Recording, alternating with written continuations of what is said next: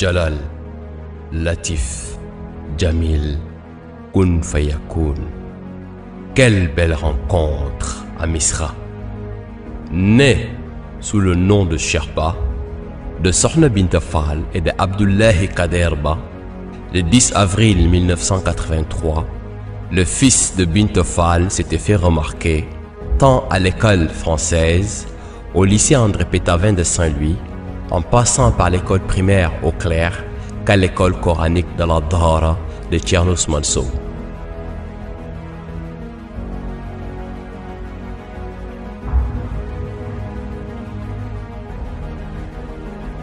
Sherba était un enfant calme et discret, qui aimait s'isoler pour s'adonner aux litanies et aux zikrs que lui transmettrait en rêve la meilleure des créatures, paix et salut sur lui. Seydi Mohamed El-Cheikh, tu ne sais pas quand j'appelle quelqu'un, c'est son âme que j'interpelle. Je suis Cheikh Tijani, tends les mains. Je te donne autorisation sur ma tariqa d'y agréer qui tu veux, d'y soustraire qui tu veux, du Sénégal à l'Arabie. Cheikh Oumarul Foutiou, ici présent, est mon témoin.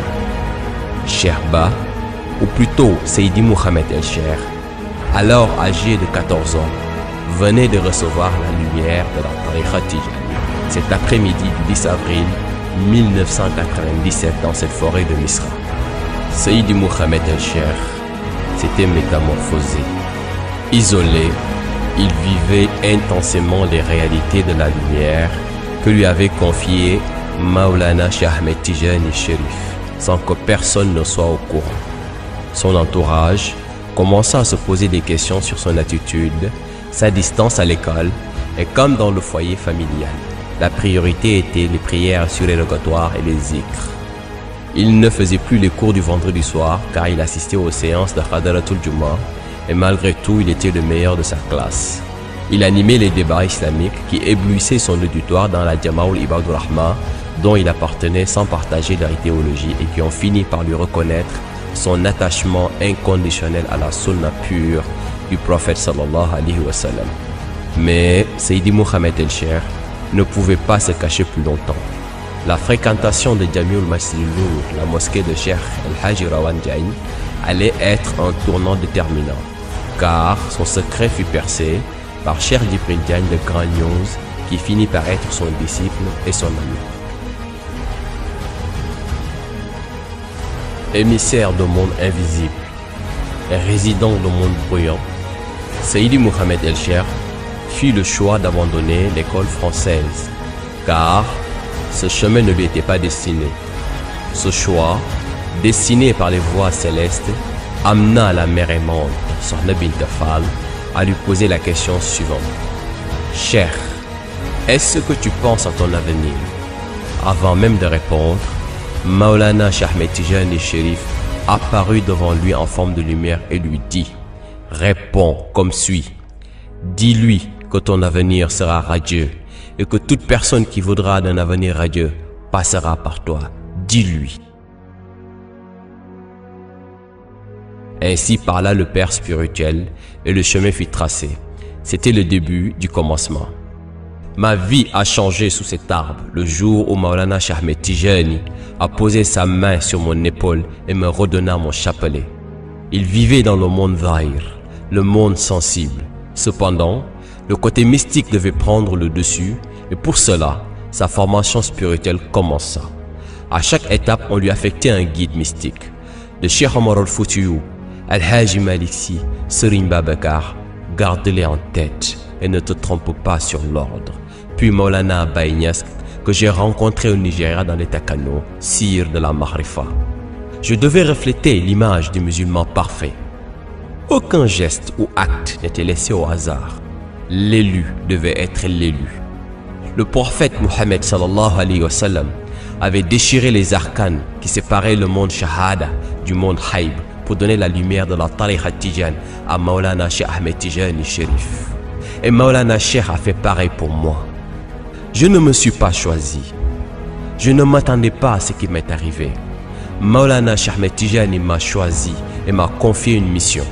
Une mission de faire rayonner la tariqa de 1000 milliards de lumières par des enseignements tirés de la haqiqa pure, jusque-là jamais révélée, et d'éclaircir les zones d'ombre du Coran, jusque-là jamais décortiquées. De ce fait, toute âme qui est éprise de lumière, qui entend le discours, s'y reconnaît et s'y adhère forcément. Sans nul doute, je ne suis pas une exception. Et dans toute mission, comme le fut jadis du temps du prophète sallallahu alayhi wa sallam et du temps de Cheikh Ahmed Tijani Chérif, il y a des malfaisants, il y a des jaloux, il y a des comploteurs, les suppôts du diable entre les djinns et les hommes, qui ont déployé toutes les forces visibles comme invisibles pour éteindre la lumière. Mais au contraire, leurs actions ont fait qu'attiser la lumière devenue feu. Puis volcan en éruption, la mission a explosé tel un supernova. On est en 2004, la première phase de la mission est devenue officielle. Ce qui va surprendre, c'est cet îlot, ou cette presqu'île entre le fleuve et la mer. Il n'existe aucun endroit plus mystérieux que cette terre au sable cristallin. Tous les saints de l'islam l'ont survolé, un sol qui ne pouvait ne pas faire partie de la mission sainte, car des milliards d'années avant même l'avènement des hommes, cette terre fut inaugurée par une séance de wazifa, dirigée par le messager d'Allah, paix et salut sur lui, accompagné de Maulana Cheikh Ahmed Tijani, radiyallahu anhu, et de Khutbul Ahtab al-Kébir.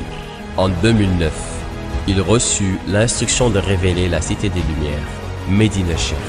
La construction de la cité débuta avec une détermination hors pair. Aucun arrêt dans les travaux.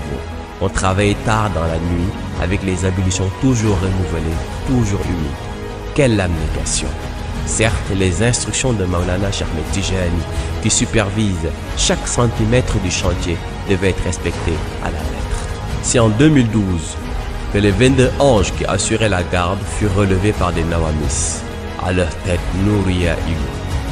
Vous ne rêvez pas, c'est bien Nouria Ilou. Vous avez certainement dû croiser son nom dans les litanies du Kanzu. Médina Cheikh, la résidence de Cheikh Ahmed Tijani, la terre de grâce, la métropole des Lumières vue le jour, suivie quelques années plus tard par la Zawiya, sortie de terre comme pour matérialiser le sentiment d'une lumière en apogée. Elle est tellement intense, personne ne peut nier l'évidence. Seydi Mohamed El Cheikh a prouvé qu'il est bel et bien le récipiendaire de la lumière de la Tariqatul Haq. Il en est le responsable et le législateur. Ses enseignements de haute science, émanant de la lumière de Maulana Cheikh Ahmed Tijani, transforment même les âmes les plus sombres en âmes pieuses et apaisées.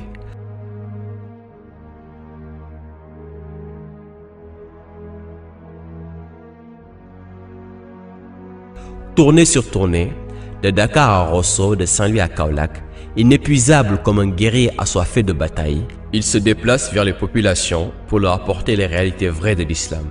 Il se déplace vers les populations pour leur apporter les réalités vraies de la Tariqa Tijani. La vérité est intemporelle. Depuis l'âge de 14 ans, à ses 35 ans aujourd'hui, il s'est écoulé 21 années et le discours est toujours identique. Tel un halo de lumière qui entoure la terre et fait déferler les disciples de Maulana Cheikh Ahmed Tijani vers cette source intarissable, au point de nommer des représentants dans toutes les régions du Sénégal, de la Côte d'Ivoire aux Amériques. Sa réalité est celle de la Tijaniya, celle de la religion islamique. Je mènerai cette mission contre vent et marée. La victoire sera éclatante, toujours éclatante, et cela jusqu'en 2075.